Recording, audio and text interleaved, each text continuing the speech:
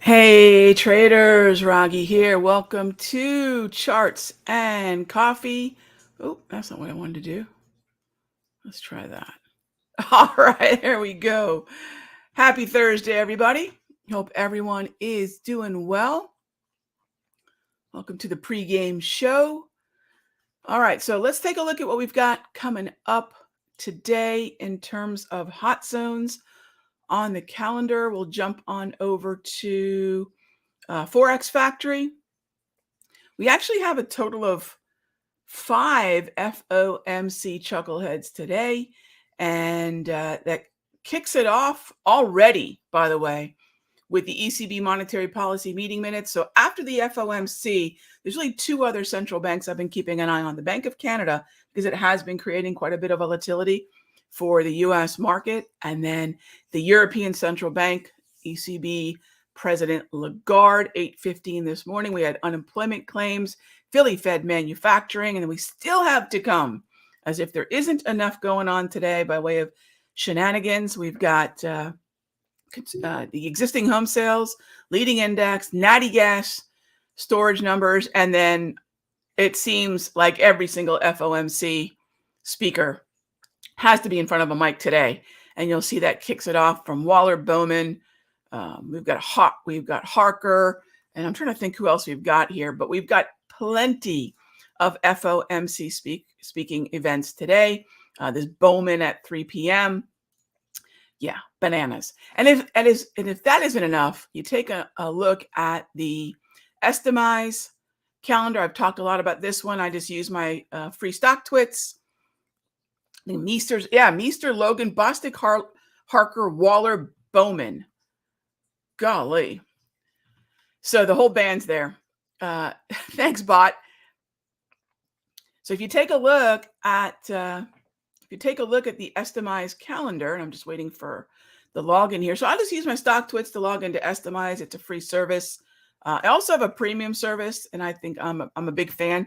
And what I would say is once you've programmed in the stocks that you're watching, they will appear here. Heads up, gang, because I don't want everyone sort of glued to what's coming up in the next 24 to 48 hours. We really want to think about what's coming up 4 weeks from now, 5 weeks from now, not necessarily what's right upon us. All right, so with that said, you'll notice over to the left of the screen, I've got the Countdown Trader. Just a quick reminder, a number of my free tools are available for download both there and on the TradingView platform, which is what I'm on right now. And you can check that out over at countdowntrader.com. All right, so let's get to it, gang.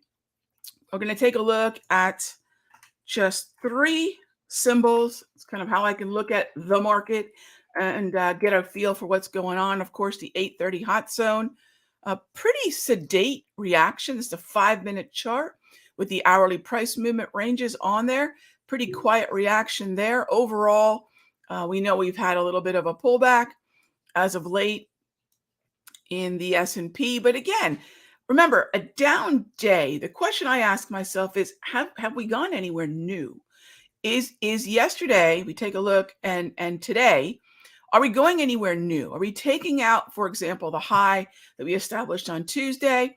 Are we taking out the low that we established last Friday? Or are we stuck for the most part in a range? And when we're stuck in a range, it's easy to say, oh my gosh, we're up today, down today. But in my mind, to keep myself sane, I ask myself, am I really going anywhere new? New meaning new high, new low. Is that actually something that is traversing a level that tells us there's more of an extreme bullishness or bearishness working in the market? All right, so really, S&P right now is a non-story. The Euro's been holding in a range as well. The Euro knows we're coming up into an FOMC meeting in 2 weeks, but even more imminent, today's monetary policy report, Lagarde holding its own. This is an overall uptrend, gang. The Euro futures are in an uptrend, which means the dollar inevitably is going to continue to have pressure on it, which makes sense because the European Central Bank is still very much in that upward swing of their hiking, and we're toning it down here in the US, meaning we've got maybe 1 or 2 more quarter point hikes. So say the Fed fund futures and the target rate probabilities, 1 or 2 more quarter point hikes, taking us into whatever the terminal rate is likely to be come June or July. And then come September, November, that is when the equity markets are really counting on that Fed pivot. And if you take a look at bonds, bonds are jumping off a level that we've jumped off of 3 times prior, an oversold support level as bond yields continue to move down as the bond futures move higher. Look, bonds are going to want to factor in what are we going to see 6 months from now? What are we going to see 8 months from now? What is the expectation for where target rate probabilities are going to be? Bonds are going to basically front run that, and we should see lower yields. So coming off this floor, kind of a technical or price-based level, is pretty darn important that we hold that. We've been holding it pretty steadily since mid-March. So 1 month later, 1, 2, 3, 4 tests later, that low seems to still be holding. That will be important to continue to watch. So I'm talking about this level right in there. That's going to be support. I'll just put a quick little line there. That's going to be an important level to watch, gang. Keep an eye on that one. All right. So with all that being said, let's jump on over to the questions. As always, best part of our show. If you're logged into, the Simpler Trading YouTube channel, my YouTube channel, Facebook, Simpler's Facebook, or even my Twitter, wherever you may be, if you have a question, type it on in. First come, first serve. Let's get to it. All right. So let's see. Bear with me. Any thoughts on the euro dollar? Sure. Now they are changing the symbol on this one, but I would anticipate, unlike ZB, unlike ZB, the long bond moving higher, I would anticipate that the euro will continue to move lower, which is to say, remember, it's inverse to yield. So when the euro dollar futures, which is not to be confused for the euro currency, when the euro dollar futures are heading lower, that's higher yields. And when for example, if you want to kind of get a really, I think, sort of a arithmetic feel for it, how do you think about these futures? Really simple. Just look at where we are right now from a price perspective, right? And then all you do is take 100, right, minus whatever this price is, and that's your yield. So as this number moves lower, that means the yield is moving higher, just to sort of visualize that inverse correlation between the euro moving lower and actually that indicative of higher yields. And remember, it makes sense. They're still hiking over there. So that's it. I would expect a little bit lower lows in the euro. Although, again, at some point, they're going to end up in the same phase that we are here in the US, which is they're winding down that hawkish, that tightening, that hiking cycle. All right. Next up, coming from our, good morning, gang. Good morning, good morning, good morning. Absolutely. Good morning. All right, Max asks, hey, Max, should I first learn analysis or options strategies? Okay. Where should you start? Max, start with my opinion. Let's say you want to trade Apple. Let's just go somewhere really simple and obvious and common. Love Apple. Very important stock, right? If I'm going to trade an option on Apple, it's a derivative. It's just another way of expressing an idea on Apple, right? I really want to understand what Apple is doing. So I'm going to start with the underlying instrument. If I'm going to trade bond options, I need to understand what the bonds are doing at that ZB futures level before I trade TLT calls or puts or ZB calls or puts. So my opinion is always there are 4 factors of analysis. And I think I have a handy dandy little picture that I use even to remind myself, Rog, don't get one-dimensional. The markets are a 4-dimensional place, right? So here we go. This is where most traders start. They focus on price and price-based indicators. That's where I would recommend you start. How do we start understanding what a market is, any symbol is doing? We understand what the price is telling us. And maybe the price leads us to chart patterns and price patterns and support and resistance and trend lines and whatever else. We tend to start there. And then we'll start adding on price-based indicators, moving averages, exponential moving averages, Bollinger Bands, RSI, MACD, whatever. But those are all just open, high, low, close, some kind of arithmetic, and there's your indicator. Some traders will then continue to say, wait a minute, there's importance in volume. Now, I don't care about date-based volume. How much volume transpired at 2 p.m. or on a Tuesday is less important to me than how much volume happened at a certain price. So price-based volume, volume profile, volume weighted average prices, tools like my V-score. That's where I'm going to head next. All right, then we get into volatility, right? I'm going to leave this one for last because this one's a quirky one. Time. If you're a day trader, got to know time of day. If you're a trader who's going to be swing trading, you got to know earnings. You got to know when the FOMC speakers are happening, not because you're trading them, but because those are going to be volatility events, which brings us back to volatility. Probably a really common way of measuring volatility, and I don't use it, is average true range. I would say it's better than nothing, but something that I developed over the years, last 10 years to be precise, are price movement ranges. An ATR might take you 7, 14, maybe on the upper end, 21 periods back. So 21 days or 21 5-minute candles, right? Depending on what time frame you're applying the ATR to. What I use are PMRs. PMRs are 6 months of historical volatility. What happened not just over the course of the 6 months, but what happened specific to 9 to 10 a.m., 10 to 11 a.m., 11 to 12 a.m., and also what happens specific to a Monday, a Tuesday, a Wednesday, etc. So I use price movement ranges to measure volatility, okay? But as long as you're getting into all 4 of these, you're heads and shoulders ahead of most traders who start at price and never get below the surface. Start with analysis, and that's the way I would look at both. Okay, next up, and by the way, it doesn't have to be my tools. It's just make sure when you're looking at your tools, you say, do I have an understanding of time? Do I have an understanding of price? I think most traders will, right? So we all start. Do I have an understanding of price-based volume? And what am I doing to measure volatility? All right, so thank you so much. All right, next up is, let's see what we have here. Hey there, Seamus. ZB, sure. If the daily gets down to the 130 handle, point of control. Yeah, and that's the point of control for 2023. Yes, that's the most volume that's transpired this year. Yes. How would I feel about a long TLT call? I actually would prefer, there's 2 things we can do here, Seamus. Number 1, we've got all these support levels here. So that would be an oversold. Sometimes the jargon is fade buy. And ideally, you're using something like a slow stochastic. That's what I like to use. Use a slow stow to confirm that this is actually an oversold level. In other words, it's support. Gang, what's oversold? Oversold is the same thing as a floor.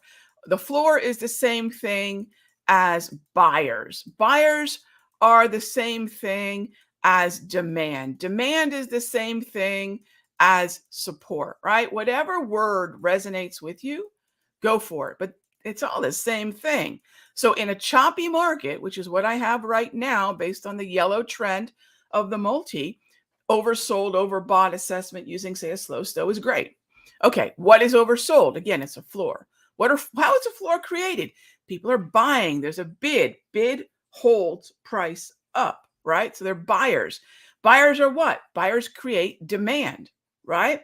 And then demand establishes support. They're all the same thing, right? Whatever you want to call it, that's great. It's all the same thing. The question is, how are we determining that we're oversold, that we're out of floor, that that's where the buyers are, and that the buyers are creating demand and the demand is establishing support? Does that make sense? That's a really thorough way to think about it with all the jargon surrounding what a level like that means. So 130 is not necessarily that level to me. You're right. This is a volume level for sure. And that volume level is accompanying a simple, very established, very cool price pattern. There are only there's only 3 price patterns that I use. I do not use chart patterns. I don't care about cups and handles and shoulders and heads, and I don't use any of that. I did. They're very subjective. What I do now is I focus on price patterns. 3 really easy ones, all very established, been around forever. 1, 2, 3s, inside candles, and minor highs and lows. This is a minor low. And the minor low is triggering at the point of control. So Seamus, that would be another way to look at it. That would be more of a buy stop entry. That would be more of a momentum entry as opposed to that more exhaustive floor buy that we just walked through. So I hope that makes sense. All right. Next up is, hey there, Jay. Did I get, oh, you sent me some coffee? Oh, that's so cool of you, Jay. Hey, by the way, I don't know if you're out there, Paul. Paul Winter, using that awesome mug from Clay Plant Road. I love it. It's copper color. Reminds you of Copper Futures. Jay, you sent it to the Simpler office. Oh, you know what, Jay? I'm not in Austin, right? I'm out here in Florida HQ. So I will ask the office to send it to me here. And thank you very much. That's so cool. They will send it to me. Yeah, a lot of stuff ends up at the Austin office, and then they forward it on to me. So thank you. I will let you know as soon as they do. But thank you so much. That is awfully cool of you. Thank you so much, Jay. All right, Tesla. Let's jump into Tesla. Be nice if I spelt it right. There we go. There, M. So what do we want to do with Tesla? Tesla actually reminds me a little bit of what we were just talking about with Seamus's question on the bonds.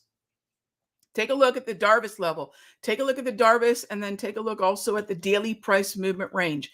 Yellow line, gray zone. Do I want to find an oversold buy? Absolutely. Tesla is in a sideways market, and I want to find an oversold support level. Yes, an oversold support level. So I hope that makes sense. And then if you want, you know what? Let me show you another view of Tesla with that discussion of the oversold support level.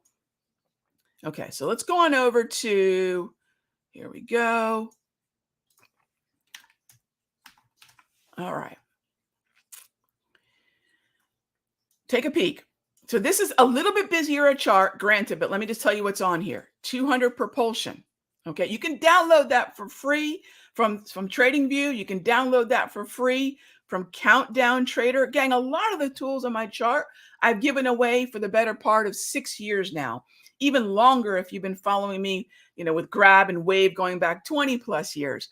You can download all of these tools, the Darvis 2.0, Propulsion, Grab, Wave.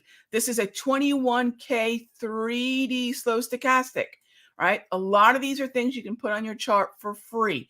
A couple premium things I have running. Granted, I like to code up some cool tools. We have the multi-trend. This was actually initially an idea from a member, and then we've since kind of changed some things. We're bringing some new ideas to the multi-trend. We've got the daily price movement range here. That's the historical volatility going back session to session, and then my Darvis right in there. Okay, what do I want to do? How do I make a decision? I'd like to find our way down to this support level or this support level, right? But what I'd really like to do, you might say, Rog, which one? Let the stochastic show you. Let the stochastic get down to the low. That low is to 20. Let it get down there and then see where we're at. If you want to add another dimension, like an inside candle, like a minor low, you absolutely can. All right. So that's what I would do on Tesla. All right. So gang, that's it. That's a wrap. Thank you as always for joining our show. We are here Monday through Friday, 9 to 9:20 every morning. And I'm going to jump on over into the futures room and the Sector Secrets Mastery right now. So we're going to start our morning of day trading. If you're looking for some of these indicators, if you're looking for a little bit more of an explainer of some of the tools that I use, how do I trade earnings? How do I trade gold? Some of the indices, ETFs and stocks, what are they doing right now? Check out Countdown Trader, totally free. We're putting that information out there, gang, because I am rooting for you. I am a fan of the retail trader. I'm not going to be fawning over some hedgy who, is trading other people's money and gets bailed out by those other hedgy funds. You know what I'm talking about. I am rooting on those people who risk their own money, educate themselves. I'm a fan of the retail trader. I'm a retail trader, right? So check it out. A lot of great information there. Thank you as always for tuning in. By the way, if you haven't yet, on the 27th, a week from today, at the YouTube channel. You don't have to do anything. If you want to sign up, you can. But over at the YouTube channel, Simpler Trading YouTube channel, I'll make sure, actually, you don't have to sign up or do anything. Actually, now that I think about it, but go ahead and click the notify me, because a week from today at 4 p.m. Eastern, right when the markets close, I'm going to get into my guide to a weekly trading plan. That's coming up a week from today. All right, check it out over at the Simpler Trading YouTube channel, or just head on over to Countdown Trader. It'll take you right over to the link. All right, gang, be good to each other.